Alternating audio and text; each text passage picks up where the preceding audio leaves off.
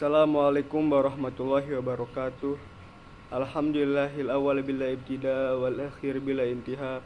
Wa sallallahu ala sayyidina Muhammadin wa ala alihi wa sahbihi jawahiril ma'arif azhari riyadil fasaha wal amarif.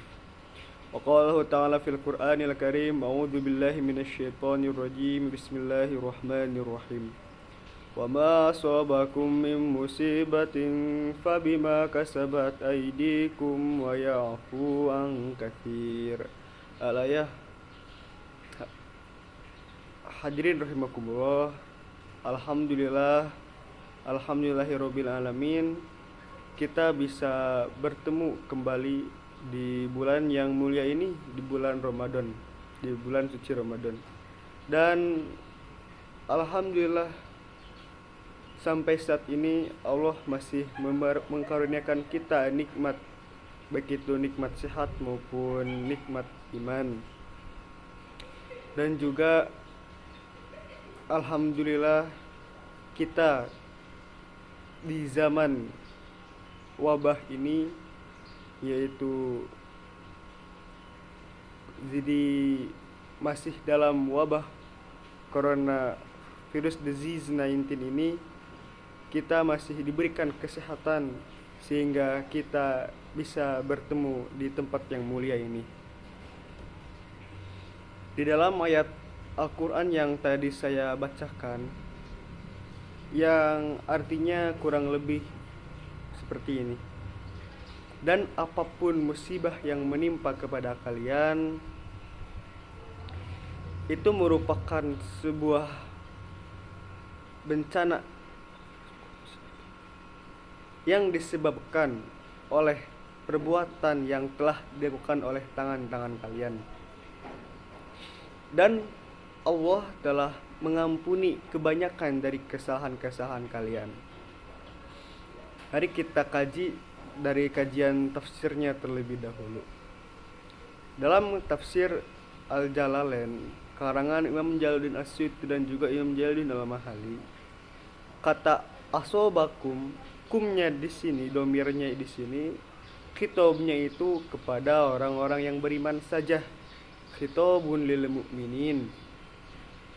Mim musibatin ay balian aw syiddah, yaitu musibahnya ini berupa wabah ataupun kesusahan. Fabima kasabat aidikum. Bima kasabat, ma-nya di sini yaitu bisa berupa dosa-dosa yang kita lakukan yang membuat hal itu terjadi. Dan dalam Al-Quran, di dalam redaksi ayat ini, Allah meredaksikan kata bima kasabat aidikum, yaitu dengan tangan, aidikum. Mengapa? Di sini perlu kita garis bawahi bahwa di sini terjadi majaz mursal, yaitu itlaqul juz'i wa iradatul kulli. Yang disebutkan hanya sebagian, tapi yang dimaksud adalah seluruhnya. Nah, mungkin yang disebutkan hanya tangan, tetapi yang dimaksudkan adalah seluruh anggota badan kita, baik dari itu ujung rambut sampai ujung kaki. Jadi perbuatan yang kita lakukan, baik itu seluruh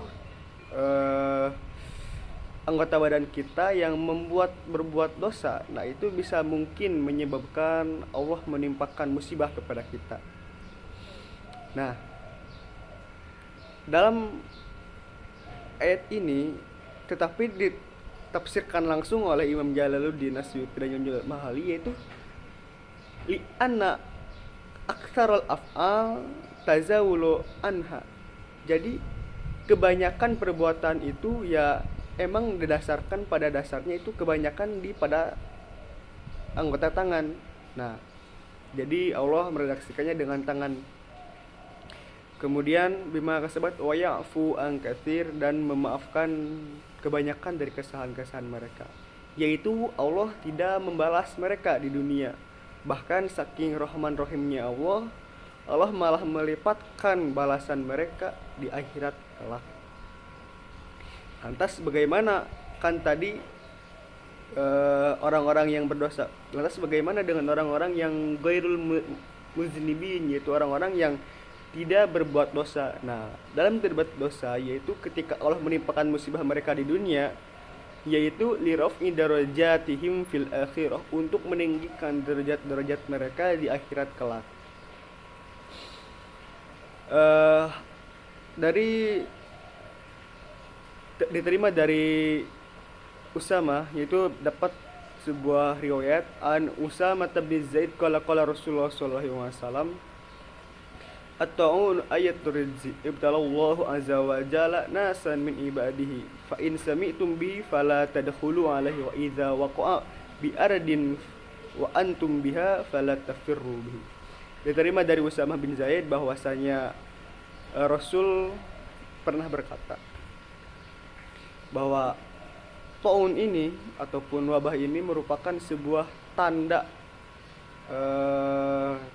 tanda rizq, yaitu di mana Allah menimpakan ataupun menguji manusia dari hamba-hambanya, dan jika kalian mendengarnya maka kalian tidak boleh masuk kepadanya, dan jika terjadi di daerah tertentu dan kalian kebenaran ada di situ, maka janganlah lari dari sana, dalam artian tidaklah boleh keluar gitu. Sebenarnya kasus taun ini sudah ada pada zaman Nabi, dan Rasul telah mewanti-wanti mengenai taun ini, wabah itu. Di zaman Umar juga, yaitu pada di Syam. Dan kita kalau berkaca kepada sejarah itu, tahun ini juga terjadi pada zamannya Ibnu Hajar al-Asqalani. Di zaman Ibnu Hajar al-Asqalani, beliau saking kerasnya tahun pada waktu itu, beliau mengarang kitab Badlul Ma'un fi Fadli Ta'un. Karangannya beliau dalam mengikuti isu wabah pada zaman itu. Di dalamnya diantaranya disebutkan bahwa anak dan juga istrinya itu merupakan korban dari taun gitu. Nah, jadi pada ketika itu beliau mengadakan sebuah kumpulan gitu. Jadi mengadakan sebuah, bisa dibilang sejenis ijtima begitu, ijtima ulama, yaitu diisinya oleh orang-orang ulama ataupun kumpulan-kumpulan orang-orang begitu.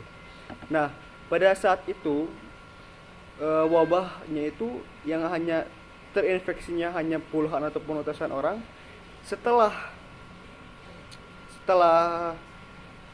diadakannya konferensi tersebut malah bertambah menjadi ribuan orang. Akhirnya Imam Ibnu Hajar al-Asqalani beranggapan bahwa hal-hal yang seperti ini ataupun perkumpulan seperti ini memang tidak perlu diadakan untuk mencegah. Nah, untuk mencegah terjadinya perluasan wabah ini.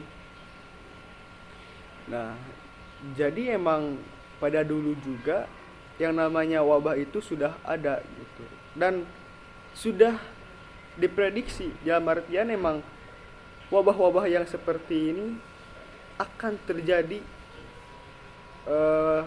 pelurangan gitu. Dan yang menjadi masalahnya itu penyikapan kita terhadap wabah ini.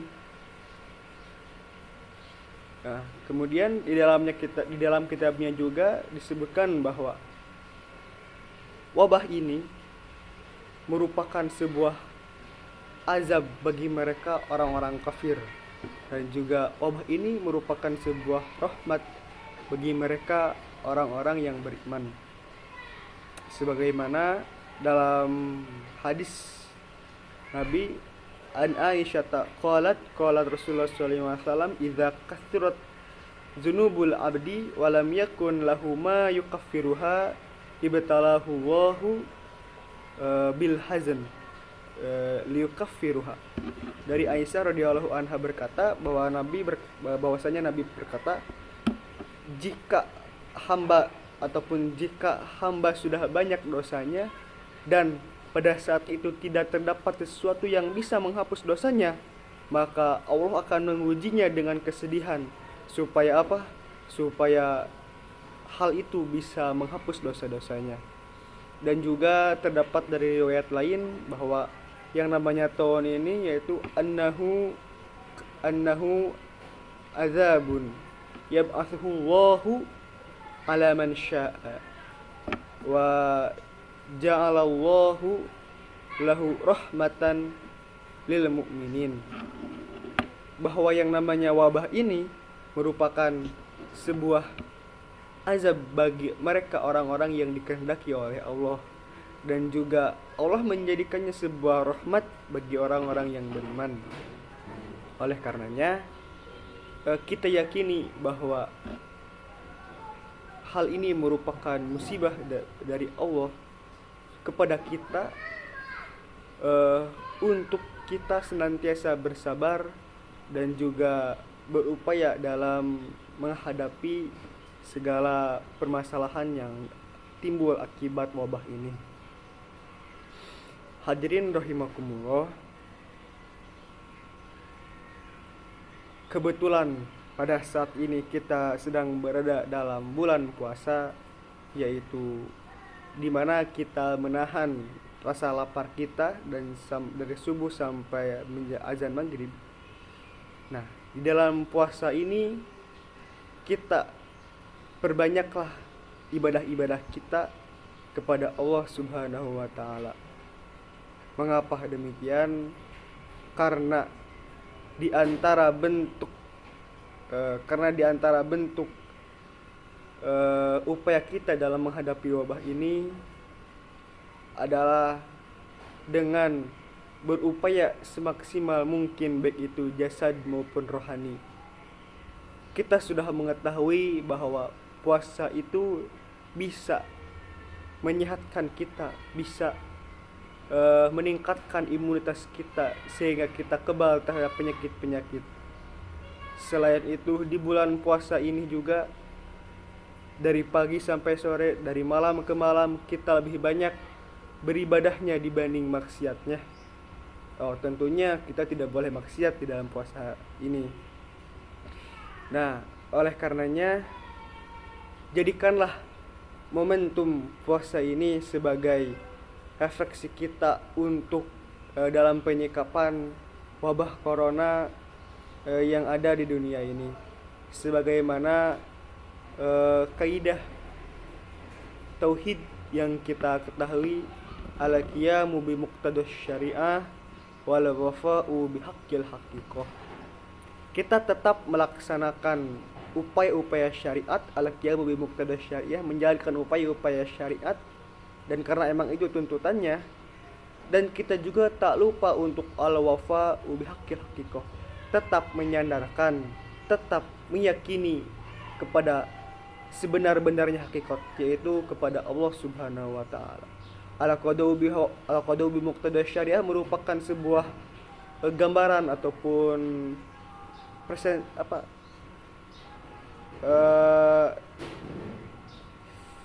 merupakan penafsiran ulang dari upaya lahiriah kita, dan juga wal wafa'u bi haqqil haqiqah merupakan tafsiran ulang dari upaya batiniah kita. Nah, karenanya selaras dengan itu, alangkah tepatnya jika pada Ramadan kali ini kita jadikan upaya lahiriah kita dan juga upaya lahiriah batiniah kita dalam mencegah penyebaran coronavirus disease 19. Begitu barangkali kultum yang bisa saya sampaikan pada kesempatan kali ini. Mudah-mudahan ada manfaatnya. Wallahu a'lam bishawab. Wassalamualaikum warahmatullahi wabarakatuh.